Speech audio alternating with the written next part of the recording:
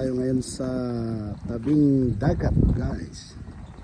Dito sa tawag dito, Paraiso naman ba to? Sa Narbacan, Ilocosur. Yan o. Ayun.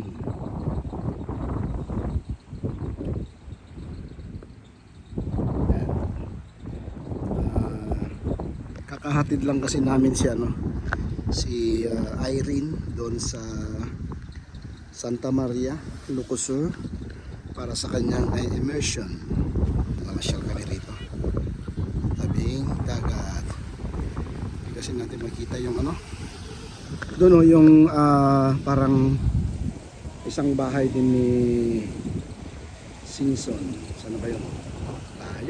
Layo doon, yun. Yun guys, yun. Ano ba yung kamay ko? Yun yung maputi doon. Yan. So dito tayo ngayon sa dagat. Kasama natin sila Madiday, Marjorie at saka si Erna. Kasi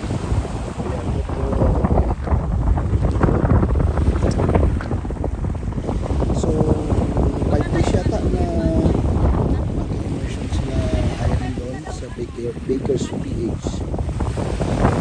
Ano sila? Try silang gumawa ng yung mga tinapay. Yung mga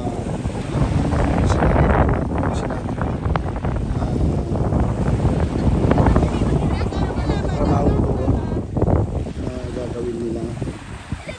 So hopefully marami silang matutunan doon sa pinuntahan nila. Ito yung tatlong ladies. Ba? Yung mga pinapatakbo ni Kuya Totoy. So dito na lang guys, hindi maalo.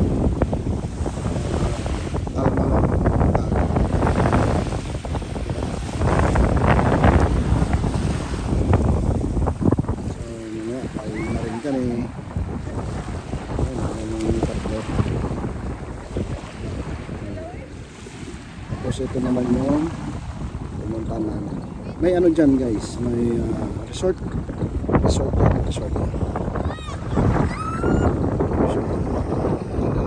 Inakyat na namin yan guys. May about 2,000, hindi ako 14 or 15. Doon kami dumaan. Doon. Parang may 3 station yata. 3 yata yun. 2 station. Hindi ko na maalala. Pwede kang huminto, ganun. Tapos dati yan, may dyan yung paraglide. Dyan sa taas. Paraglide dyan. Walang alam kung magkano yung bayad. Ganun ni Chabit. Hindi lang natin kita guys. Super layo dyan sa Solbec. Yan yan siya guys.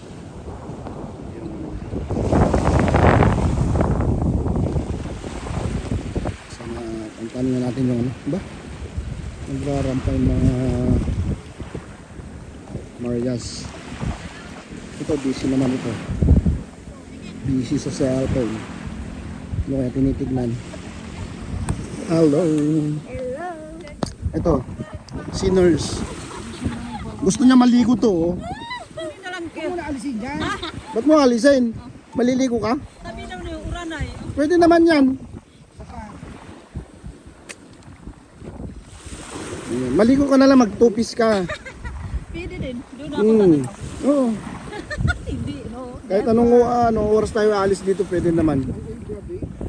Oo, kahit mga alas 5 na. Ha? Woy, walang duty ngayon. Pwede naman, gusto nyo. Wala. Hindi kagaya nung pumunta tayo nung Saan?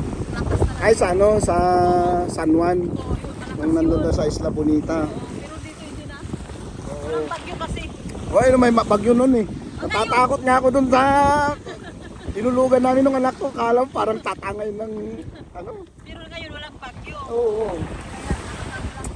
Kala ko tatangayin kasi lakas-lakas ng hangin dun sa kwarto. Pero maganda kaya kung may ano dito, yung may renta ano kaya to, yung ganyan ba? Bangka. Oo, bangka. Pumunta sa law. Yun din ang gusto ko kuya to yung ano dito. Yung mag-overnight dito. Pero nag-overnight na kami dito. Dito? Overnight? Doon banda, doon.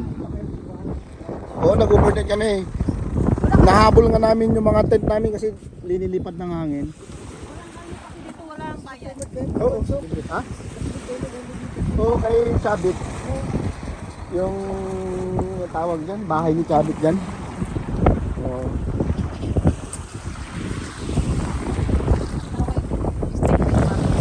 Ha? Nag-ano siya ng butas. Ganda. Kala ko maliligo ka rin. Kala ko maliligo kayo. Alam lang namin kayo. Ba't ka matatakot? Dito. Baka matangay tayo doon. Kung alam lang. Oo nga, hindi ko nasabi. Oo. Sinurprise kami ni Tito. Hindi, naalala ko lang kasi nung nandun tayo sa ano, lampas na ng Banggid. Sayang. Oo, hindi ko kasi sinabi sa kanila guys na ano, dadaling ko sila dito. Pero hindi ko, wala sa isip ko yung pagdala dito sa kanila.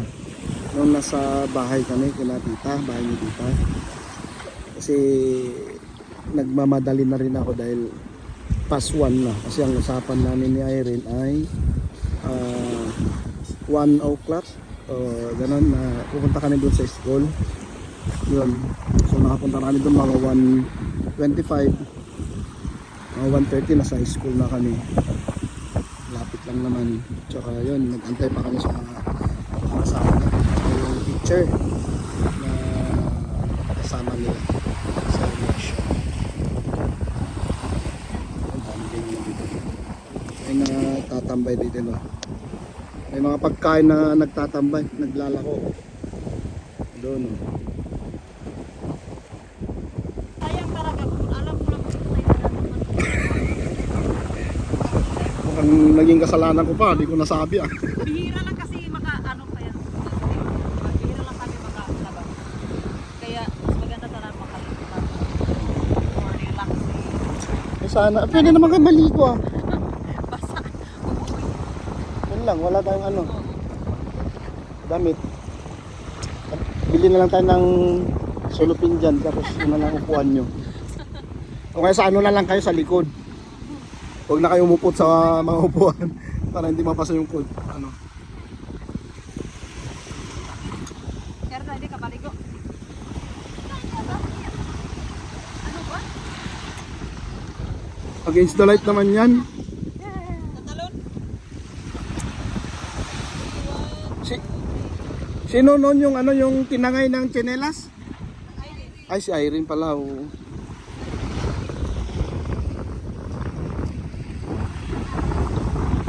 Yan na yung pinuntahan nila Irene. Tabi ng market.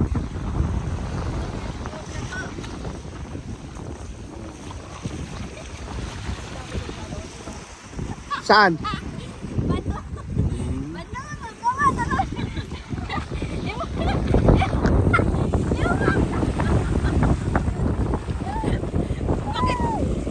Bakit front lagi ka sinabi mo? Sige, sige, sige. Bakit? Wala yun.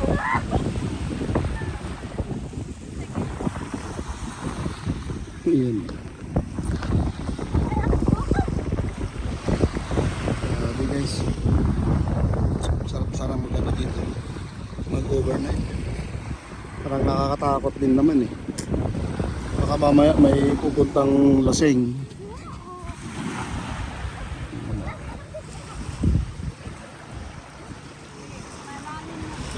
Ha? Anong malalim? Hindi naman. Masyado. Buti nga dito ano eh, ganyan yung buhangin yung ano dito. Yung pinuntahan namin dyan sa Nalbo. Ang daming bato. May naliligo siguro dito. No? Bakit? Ay, parang doon tayo naliligo at tayo rin. Banida yun. Di ba doon yung laon mo? Hindi, malayo pa doon. Ano pa yan? Ito lang Nalbo? din na ano dito. Ito yung parang ano lang din yan. Oo, malaki to. Hindi mo makita yung dulo eh. Oo. Kaya mo bang ano? Laki to. Ano yan? Oh, dyan yung ano. Sabihin natin yung Nalbo yun. Yung sa Santa Maria.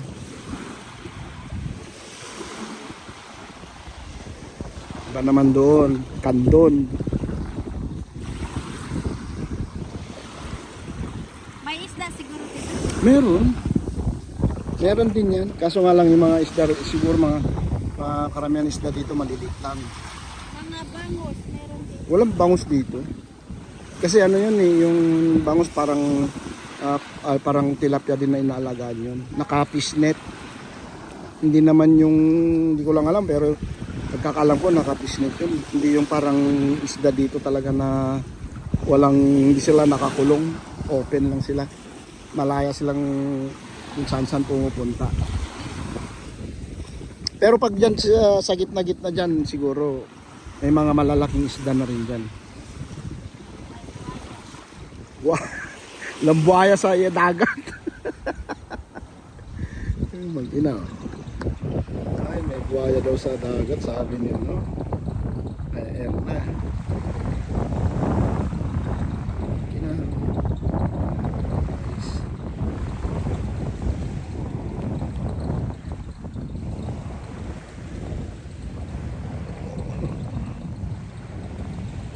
Photoshoot. Ang dalawa. Ano man yung si ano? Kuya Toto. Ando si Kuya Toto yung layo. Layo niya guys.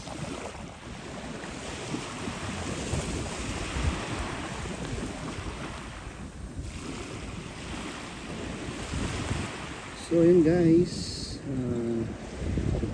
Dito muli yung aking vlog na naman. So humingi na naman ako ng pasensya dahil tagal-tagal na naman din nakakapag-vlog. So yun, maraming salamat guys sa yung walang sawang pagsuporta sa akin sa Tesho Vlog PH. Yan, maraming salamat guys. Yun. Bye bye.